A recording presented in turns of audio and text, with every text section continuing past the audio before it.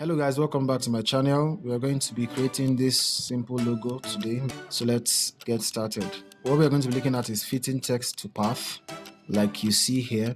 So you want to go to your ellipse tool or F7, draw a circle around here, take this and click and drag from one end, hold down shift, and just before you release it, right click.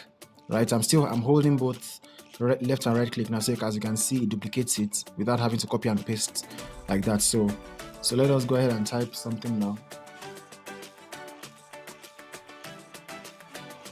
So you can click on this, that's shape tool, or just press M, click on M on your keyboard, and then this appears, and drag it. I think this is called kerning, I guess, not sure, but just to increase the space between the letters in the sentence or in the words you're using. So press shift twice, 1 2, then put a star, and on this side too a star, then space bar twice. Nothing serious, it's not, I just want to have two things there, two names there just to fill the whole circle. So I'm going to type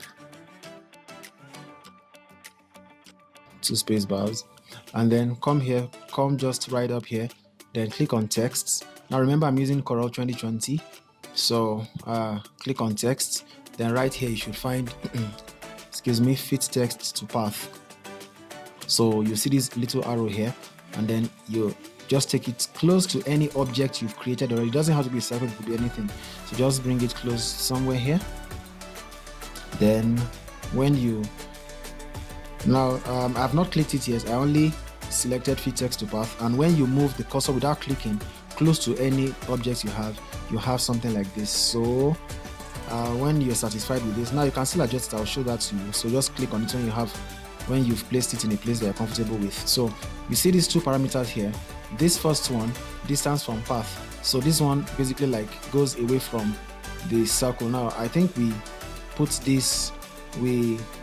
fit this text to this inner circle path, or this inner circle. So as you can see, it is moving away from the inner circle. So if I press this, it gets closer to the inner circle again. Now this one says offset, like you'll see what it does now. It's just like it moves around, kind of, you understand?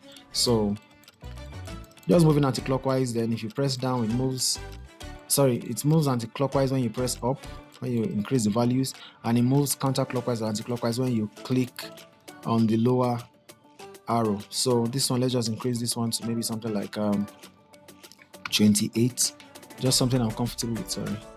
28, something that will feel it. I think this is fine, this is okay.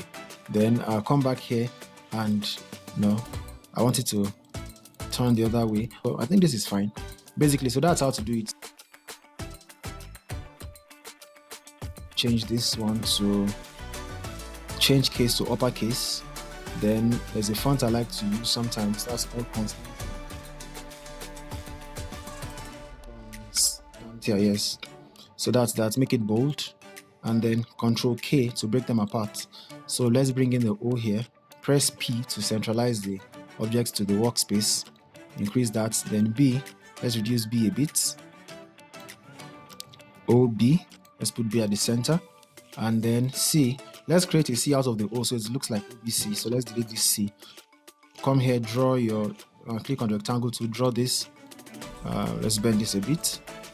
Bring this here, somewhere here. So let's take this and click this. So click on this, then select this one, then go back to trim, then take this out, delete it. Basically, there you go. That's fitting text to path. So I hope you enjoyed it. Please like. If you didn't like it, let me know why. If you have questions, please put them in the comment section. I'll try to reply to them. Have a good one and keep editing. Bye.